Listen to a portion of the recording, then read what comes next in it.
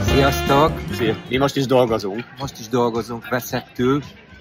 Horváth Zsoltot nem kell bemutatni. És Bindis Ferencet sem. Hát, lényeg a lényeg, hogy a látszat mindig csal. Tényleg dolgozunk, mert pont egy ügyféllel beszéltük meg a közeli jövőt, aki egy nagyon szép ingatlant vásárol meg, és az érdekessége a történetnek az, hogy beruházásokat tervez, és tudtunk neki segíteni abban, hogy mindenféle kedvezményt igénybe vegyen. Ehhez már nem tudok hozzátenni semmit, csak azt, hogy amikor ügyfelek jönnek, mi általában a Ferivel dolgozunk együtt, és szeretek vele dolgozni, mert azokat a problémás eseteket is, amikor felmerül egy-egy olyan kérdés, amire már én sem tudom a választ, akkor a Feri azért mindig megtalálja.